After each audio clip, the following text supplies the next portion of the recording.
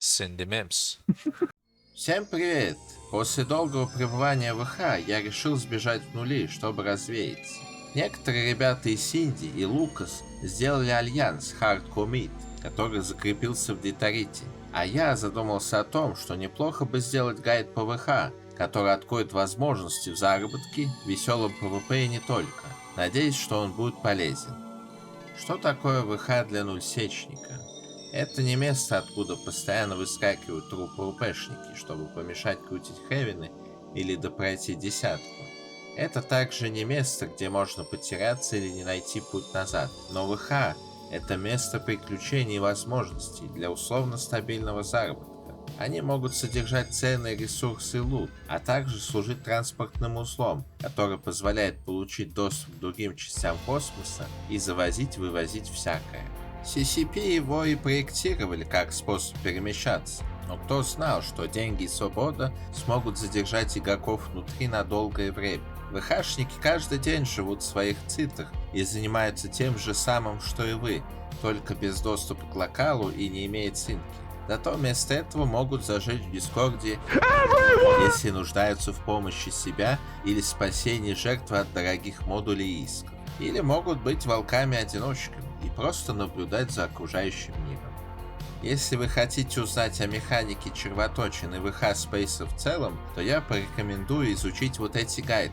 Мне просто лень расписывать всю информацию, но если вам это будет интересно, то подумай об этом. А теперь садимся на корабль с проб-лаунчером и андокаемся.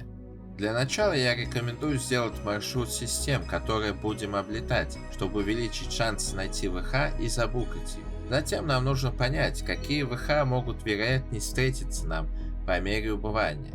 C5, C3, C6, C2, C1, нули, лаусейки, хайсейки, трилафт или терра, фрегатные червоточины ВХ.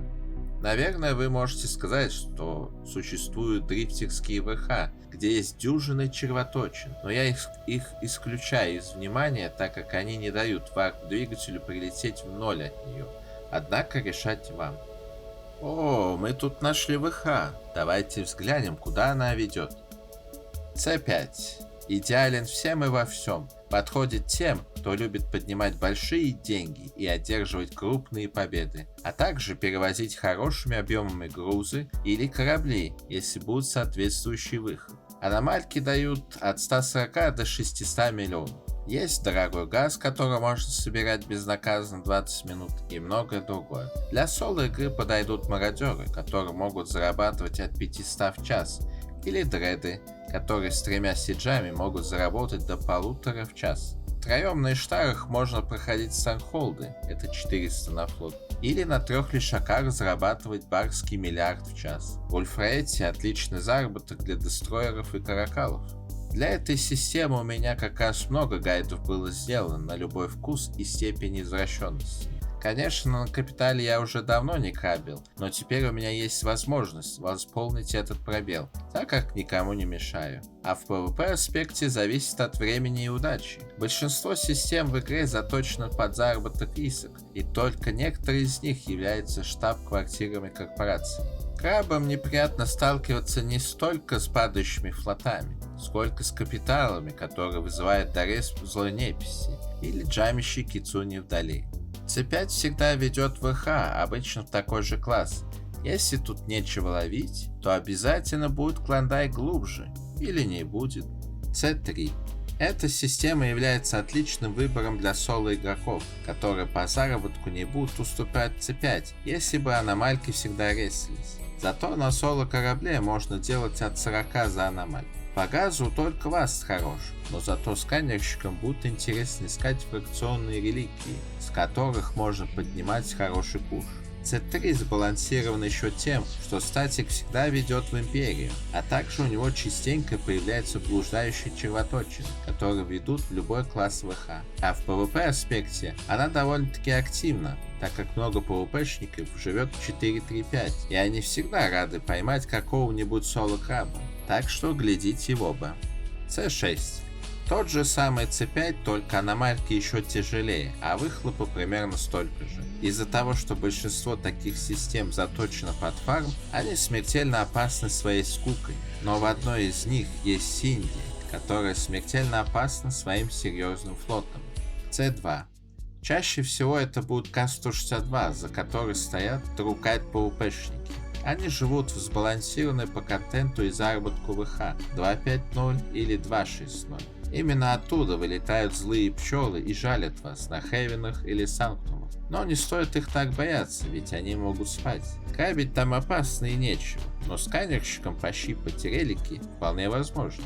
Если повезет и это окажется блуждающая ВХ, то можно и вглубь зайти в поисках реликов, хайсеков и прочего. C1.